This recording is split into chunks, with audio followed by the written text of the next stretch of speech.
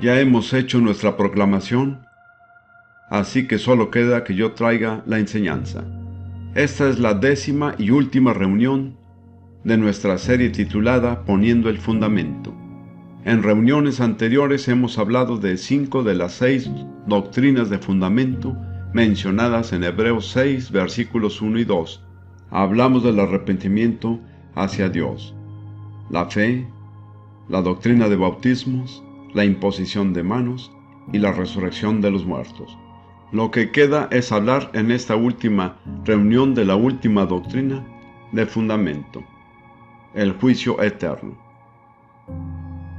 Cuando hablamos de juicio, necesitamos entender que hay dos maneras principales en que Dios trae juicio sobre las personas. La primera son sus juicios a través de la historia. La segunda, que es el tipo de juicio del cual vamos a hablar, son sus juicios eternos. Aquellos juicios que enfrentaremos al pasar de esta vida a la eternidad.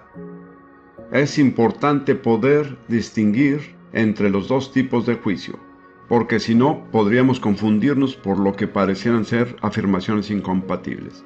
El primer juicio de Dios es el que se lleva a cabo en la historia, e implica el traer bendición o maldición sobre las generaciones futuras, de acuerdo con la manera en la que la primera generación ha respondido a Dios. En Éxodo capítulo 20, versículos 4 a 6, tenemos un ejemplo muy claro de los juicios de Dios en la historia. Éxodo 20, 4, 5 y 6, que forma parte de lo que llamamos los 10 mandamientos. Dios dice: no te harás imagen ni ninguna semejanza de lo que esté arriba en el cielo, ni abajo en la tierra, ni en las aguas debajo de la tierra.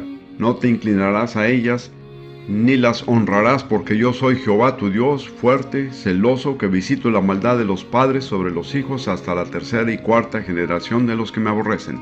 Y hago misericordia a millares, a los que me aman y guardan mis mandamientos.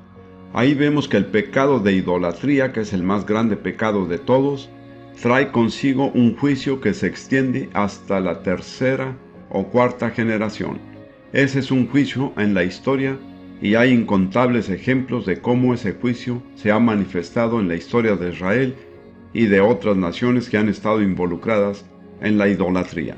Luego en Jeremías 32, Jeremías también habla de este asunto de los juicios de Dios en la historia.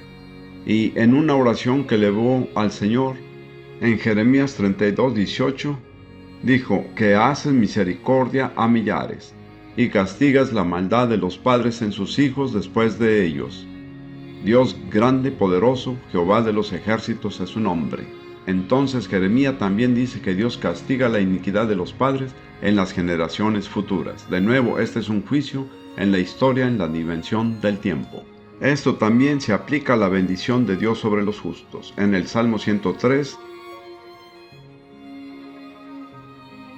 David dice en los versículos 17 y 18: mas la misericordia de Jehová es desde la eternidad y hasta la eternidad sobre los que le temen, y su justicia sobre los hijos de los hijos, sobre los que guardan su pacto y los que se acuerdan de sus mandamientos para ponerlos por obra. Hay una promesa de que la bendición y la justicia de Dios alcanzarán a los hijos de los hijos, hasta las generaciones futuras.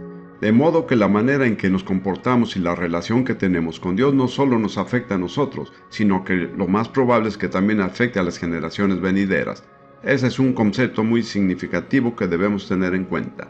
De cierta forma, somos responsables por la bendición o bien el sufrimiento de las generaciones venideras. Esto es algo que podemos comprobar en la vida diaria. Por ejemplo, un hijo que les nace a padres alcohólicos ya empieza la vida con una desventaja.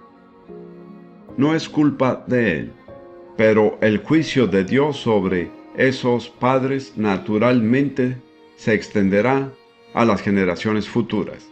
Necesitamos mencionar esto, pero también necesitamos decir que hay otro tipo de juicio divino, que es lo que el escritor de Hebreos llama el juicio eterno, que es el juicio que decide nuestro destino en la eternidad.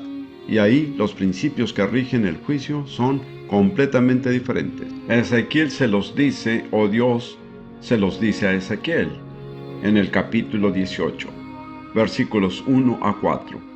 Capítulo 18, versículos 1 a 4. Está hablando Ezequiel y dice: vino a mí palabra de Jehová diciendo: ¿qué pensáis vosotros los que usáis este refrán sobre la tierra de Israel que dice: los padres comieron las uvas agrias, y los dientes de los hijos tienen la dentera? Ese refrán se refiere a que los hijos sufren por causa de los pecados del padre. Vivo yo, dice Jehová el Señor, que nunca más tendréis por qué usar este refrán en Israel. He aquí que todas las almas son mías. Como el alma del Padre, así el alma del Hijo es mía. El alma que pecare, esa morirá. No estamos hablando de un juicio en la historia, sino del juicio de cada alma individual al pasar de esta vida a la eternidad. Y ahí cada alma es responsable solamente de la vida que ha llevado. El alma que pecare, morirá. Eso se vuelve a repetir en el versículo 20. Aquí Dios lo recalca aún más. Ezequiel 18, 20. El alma que pecare, esa morirá. El Hijo no llevará el pecado del Padre, ni el Padre llevará el pecado del Hijo. La justicia del justo será sobre él, y la impiedad del impío será sobre él. De modo que cuando pasamos de esta vida a la eternidad, ya no somos juzgados según los pecados o las bendiciones de nuestros padres, nuestros antepasados. Le responderemos a Dios solamente por lo que hayamos hecho en la vida. La justicia del justo será sobre él, y la impiedad del impío será sobre él. Dice en el libro de Eclesiastés: en el lugar que el árbol cayere, allí quedará. La condición en que estemos al morir determinará nuestra condición durante toda la eternidad. Ese es el juicio eterno. Es algo muy, muy serio. A veces recuerdo y me da risa que mi serie de fundamentos originalmente fue publicado como 7 libritos individuales. Luego fue recogido en 3 libros y luego en un solo libro. Pero en la época en que se componía de 7 libros, el título del último era El Juicio Eterno. Los libros se encontraban en exhibición para la venta y observábamos cómo la gente los miraba y compraba los primeros 6 libros y por alguna razón no quería comprar el 7º. No les gustaba el título El Juicio Eterno. Pero querido amigo, le guste o no, es una realidad. La verdad es que necesitamos enfrentar la realidad del juicio eterno.